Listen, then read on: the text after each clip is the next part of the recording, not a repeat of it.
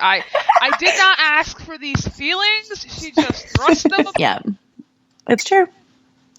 But yeah, that's kind of what's mentally bogging me down. It's actually part of why After the Bell is going to be a little late, because obviously I can't upload it because I'm not at home. Yeah.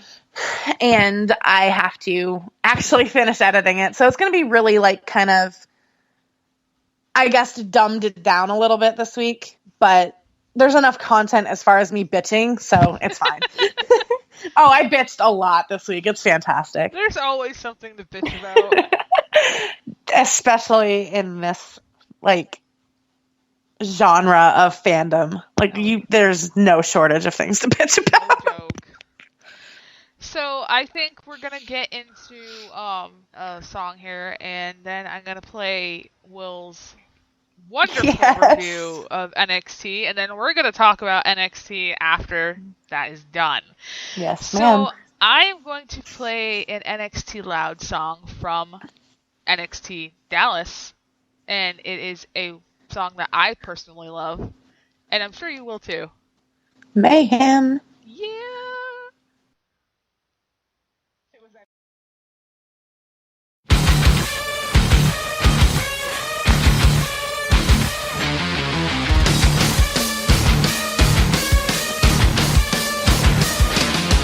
I'm so bored with this world that spins around me, used to make me dizzy, and I'm so tired of these boys that hang around me, used to drive me crazy.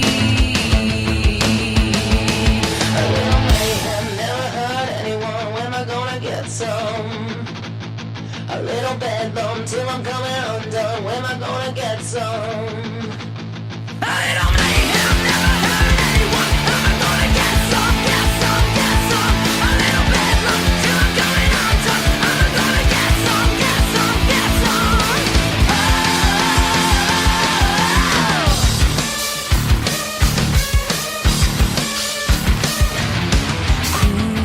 Cooling tensions winds me in a spiral. I'm waiting to unravel. Twisted motives drive me in a circle. I'm dying to untangle. A little mayhem never hurt anyone. When am I gonna get some? A little bedlam till I'm coming undone. When am I gonna get some? A little mayhem never hurt anyone. Am I gonna get some? Get some, get some. A little bedlam till I'm coming undone. Am I gonna get some? Get some, get some.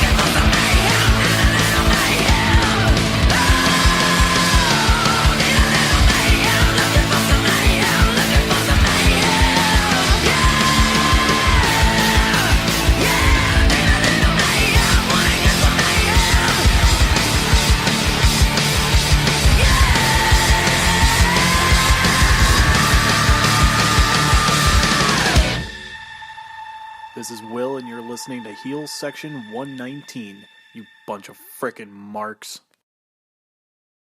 Yeah!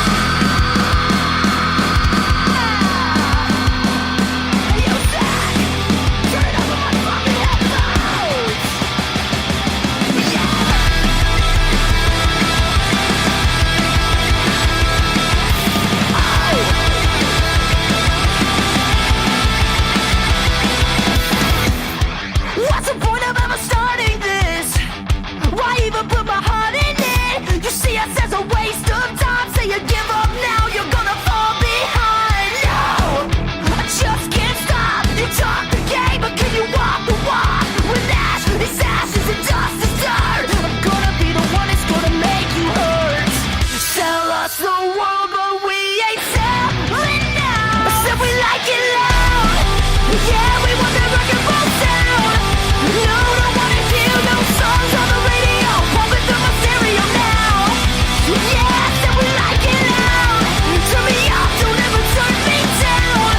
No, don't wanna hear another song on the radio. Pump it through my stereo now. Now, I said we like it loud. Yeah, louder than this. I wanna see what happened when we get back. See a whole revolution of these fucked up kids, and all it takes is one, so it starts like this. No, you've gone way too far. We won't give up or let it fall apart. When ash is ashes and dust is dirt, we're gonna be the one that's gonna make you hurt. Sell us the world, but we ain't selling now. Said we like it loud. Yeah, we want that rock and roll sound. No, don't wanna hear no songs on the radio. Pump it through my stereo now. Yeah, said we like it loud. Turn me up, don't ever turn me down.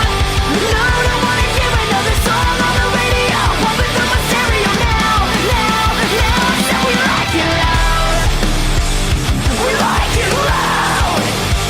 Yeah, we like it loud. We like it loud. I said we like it loud.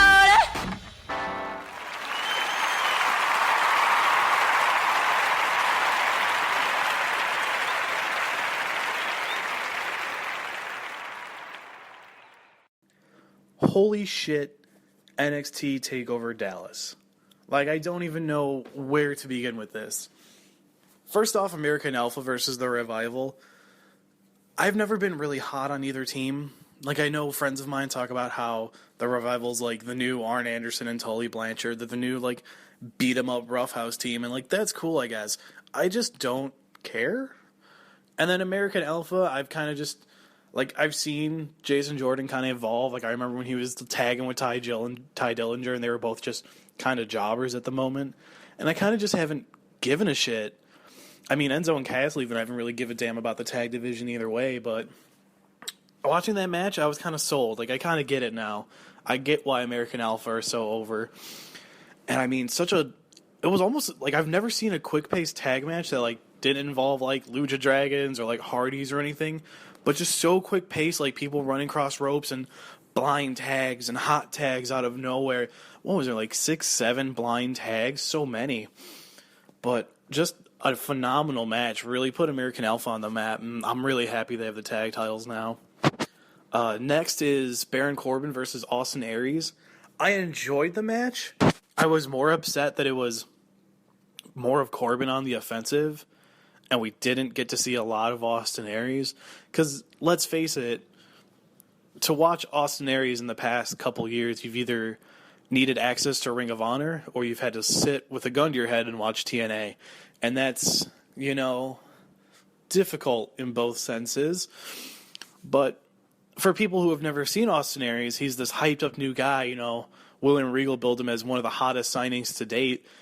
And we see a lot of Corbin offensive and not so much Austin Aries, and I was a little disappointed. I mean, even the ending with like a roll up, I was a little kind of don't get me wrong, sick roll up. I mean, he fully flipped through End of Days and then rolled him. But still, my only issue was I wanted more, and that was really it. Following this was not even an argument, the match of the night, Sami Zayn versus Shinsuke Nakamura. And I'm going to say this, I'm a straight man, but Shinsuke Nakamura's entrance got me fucking pregnant. Like, the music, the intro, himself, everything about it. The people in the room, I had to shush. I had to tell them to be quiet so I could witness this. And then the match itself, I thought Shinsuke was going to put his foot through Sammy's head first minute in, because Sammy was on the mat, and Shinsuke just went, ha! And picked up his foot. And I was like, oh shit, Sammy's dead again. But the match, through and through, finished with the knee. They're really kind of like hammering in that he's king of strong style. And that was everybody's worry was, when he comes here, WWE is really safe on shit. Will they let him keep doing it? And he delivered the fucking knee. And I just, match of the night, arguably match of the year. If this match doesn't make Shinsuke Nakamura Wrestler of the Year, I don't know what will, let alone punting Brock Lesnar's head into the 7th row. Following that, which had to be a task in itself, was Bayley versus Asuka, and I wasn't surprised with the outcome. I was surprised with how it happened, because once they announced Asuka as number 1 contender, I kind of went, oh, okay, they're doing it. All right, Bayley's had a long run. It's been it's been almost a year, maybe a year. It's been long. I think she's the longest now. So when they said Bayley versus Asuka, I kind of went, okay, they're giving it to Asuka. That's cool. You know, Asuka's done a lot. It's been a short time, but she's gotten over really quick. A lot of people love her, and she's fresh. It's something new. When you bring anything overseas, you're always going to get something fresh and exciting. You know, you brought Finn, you brought Hideo, even though Hideo's been on the shelf for God knows how long. You brought Shinsuke, you got Asuka. Anytime anybody comes over from over there, you're going to get excited. But to see Bayley pass the fuck out, and it goes without arguing that Bayley is the most over female wrestler right now. The most over. Some will argue Sasha, but everybody knows the minute Bayley gets there, Bayley's over as fuck. Bayley is female John Cena. She's fucking over. She's to the fucking moon. Like, it's insane. So to see her just fucking fall limp in Asuka's, like, clutch and pass out, and the ref's got to call it, Asuka taking a page out of Kevin Owens' book, you're like, holy shit. I literally yelled, oh, fuck, in the middle of my apartment. But to see Asuka take it, you know, it's it's going to be a change. I kind of want to see where they're going to go with it, because, you know, Bayley's had her rivalries, like, while she was champion. You know, obviously she had Sasha, and then, you know, she's had, you know, Emma with the whole, you know, you need to change to be a champion, and then she had Ava gunning for her. But Asuka just hates everybody. So it's like, how's this rivalry going to happen? Is she's just going to take on the whole locker room? Because, like, it's just going to be interesting to see. In the main event, Finn Balor versus Samoa Joe. Part of me wanted to see Joe win it, because I've heard rumors that next NXT TakeOver will be Tokyo, and I just want to see Joe's entrance where he walks through a small, like, thing of Tokyo, like he's Godzilla, just kicking buildings over with the NXT title around his waist. I wanted it, because I'm an idiot. But, you know, the ending was good. Finn coming out, chainsaw in hand, hanging with Dean Ambrose way too fucking much. The Texas Chainsaw Massacre intro was beautiful. Finn was rocking the Optimus Prime colors last night. It was a little jarring, because you're used to the black and red, and all of a sudden he's got these blue tights, and he's ready to transform. But, like, you know, change is good. You know, we'll see. He's going to be there for a while. He's going to be doing this for a while. So to see the different styles he could do instead of just black and red with different paint, it's going to be interesting. I couldn't help but laugh because they had to stop the match, 2 or 3 times to keep Joe from bleeding. Because let's face it, blading's over. We're not going to see Ric Flair feverishly blade anymore. When you bleed, they split open, and Joe was bleeding like a fucking pig. So to see him stop it a couple times was actually kind of hilarious. The only thing that got me was the ending. That kind of came out of nowhere and threw me off. Because Joe had it locked in. Joe had that locked, and Finn went limp, and all of a sudden he kind of started screaming and woke back up, and I went, oh, okay, this is going to be amazing. This is going to be a sick finish. And then we kind of get this sliced bread run, and he flips, and it's 1, 2, 3, and I kind of went,